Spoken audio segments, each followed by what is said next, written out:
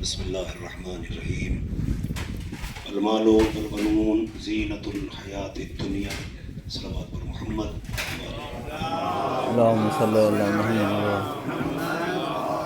محمد جملہ حاضرین کو خداوند عالم توفیق اور سعادت دے کہ جس زمین مقدس میں آپ تشریف فرمائیں کہ یہاں سے امام حسین علیہ السلام اور ان کے برادر حضرت ابوالفضل عباس علیہ السلام کی معرفت لے کے انشاءاللہ یہاں سے آپ اپنے گھروں کی طرف جائیں۔ عام طور پہ مجلسوں میں کچھ ماحول بنانا پڑتا ہے، مگر آپ اس جگہ پہ بیٹھے ہیں کہ یہاں نہ کسی ماحول کی ضرورت ہے، نہ کسی تصور کی ضرورت ہے، اور نہ الفاظ کے محتاج ہے، اور نہ کسی خطیبانہ رنگ آمیزی کے محتاج ہے۔ چونکہ آج کا دن جناب زینب کی ولادت باسعادت کا دن تھا، اور بہن کی ولادت کے دن آپ نے بھائیوں کے حرم میں حاضری دی ہے، اور ان بھائیوں کے حرم میں حاضری دی ہے کہ جن میں ایک کے کاندھوں پہ بھروسہ کر کے زینب نے مدینہ چھوڑا تھا، اور ایک کے بازوؤں پہ بھروسہ کر کے زینب نے اپنی چادر کا اعتبار کیا تھا۔ جن مناظر سے آپ ہو کے ابھی یہاں بیٹھے ہیں، اکثریت آپ کی وہ ہے کہ جو حرم مطہر سے زیارت کا شرف لے کے آئے ہیں۔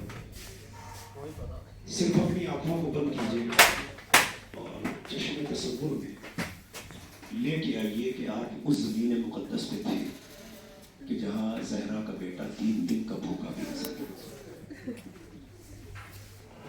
اور جہاں جہاں سے آپ کا گزر ہوا ہے، ابھی صرف مقامات مقدسہ میں 2 جگہ آپ گئے، ایک مولا عباس کے یہاں اور ایک مولا حسین کے یہاں، لیکن انہی دونوں جگہوں میں صرف آنکھ بند کیجئے اور جو نظارہ آپ کی آنکھوں میں ہو، ذہن و دل و دماغ میں چھپا ہو، اسے اپنے ذہن میں ایک واضح تصویر کی طرح سے دیکھنے کی کوشش کیجئے۔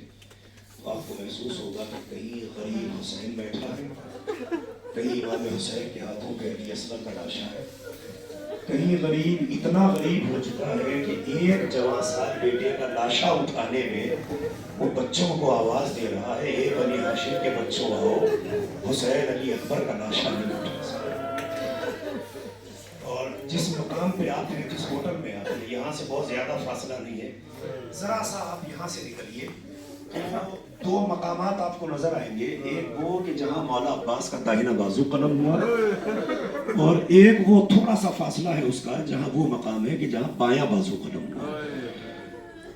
جب آپ نے وہاں کی زیارت کی ہوگی جاتے ہوئے، کچھ لمحے آپ وہاں پہ ٹھہرے ہوں گے، تو آپ نے دیکھا ہوگا کہ ایک جگہ ہے، عربی عبارت میں صاف صاف لکھا ہوا ہے کہ یہ وہ جگہ ہے جہاں مولا کا بایاں بازو کٹا، اور وہ مقام وہ ہے جہاں جناب عباس کا داہنا بازو کٹا، اور حرم جو ہے وہ اس سے تھوڑا اس طرف ہے جہاں جناب عباس کی قبر مطہر ہے۔ تو بازوؤں کے کٹنے اور جناب عباس کی قبر میں آپ نے فاصلہ دیکھا ہوگا، تو ذہن میں سوال پیدا ہوا ہوگا کہ جب بازو یہاں کٹے تو جناب عباس کو تو خیمہ گاہ کے قریب جانا چاہیے تھا، قبر مطہر وہاں ہونا چاہیے تھی، یہ قبر فرات کے کنارے کی طرف کیوں ہے؟ تو کبھی آپ سوچئے گا تو خود بخود آپ کو احساس ہو جائے گا کہ جب تک مشق سلامت تھی عباس خیموں کی طرف رواں دواں تھے۔ بازو کٹنے کے باوجود جناب عباس کا سفر نہیں رکا تھا، لیکن جیسے ہی مشق پہ آ کے تیر لگا تو علی کے شیر نے وہی ہمت چھوڑ دی، کہا جب پانی نہیں لے جا سکتا تو میں سکینہ کو کیا منہ دکھاؤں۔ اور یہاں سے وہ شیر دل عباس واپس پلٹا ہے۔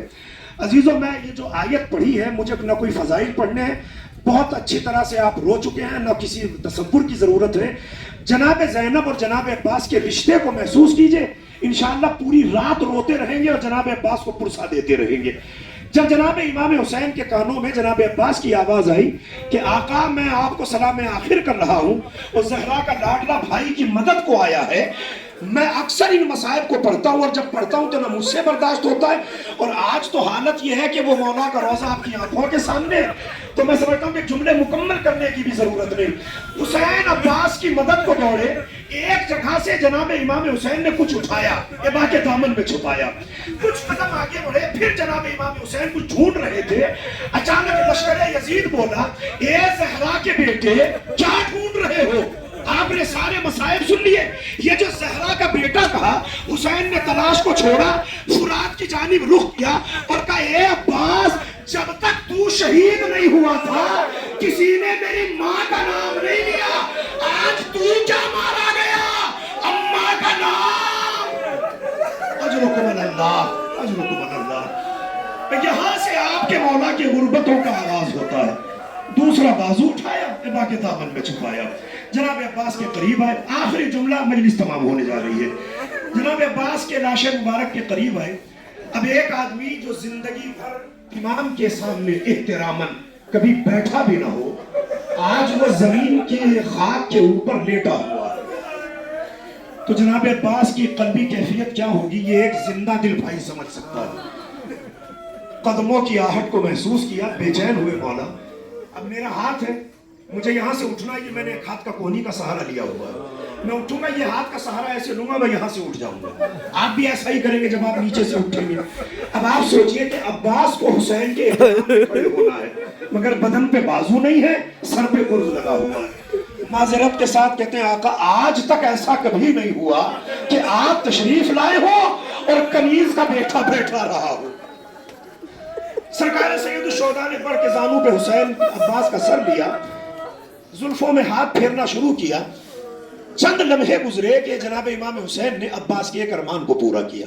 میں صرف جناب زینب تک آپ کو لانا چاہ رہا ہوں. حسین نے کہا کہ بھیا بس ایک ارمان ہے تمہارے بھائی کا, زندگی بھر تم نے آقا کہا, کبھی بھائی کہہ کے نہیں بلایا, آج آخری موقع ہے بھائی کو بھائی کہہ کے بلایا. ارباب تاریخ حسین لکھتے ہیں کہ جناب عباس نے کہا کہ آقا اماں نے منع کیا ہے کہ تم کنیز کی اولاد ہے, زہرا زادوں کی برابری کا نہ سوچ. امام حسین نے کہا نہیں, تجھے میرے حق کا واسطہ بھائی, ایک مرتبہ بھائی ہے. اطاعت شعار اور وفا شعار, کبھی امام کی اطاعت کے باہر نہیں ہوتا. جانتے جناب عباس بھی تھے کہ یہ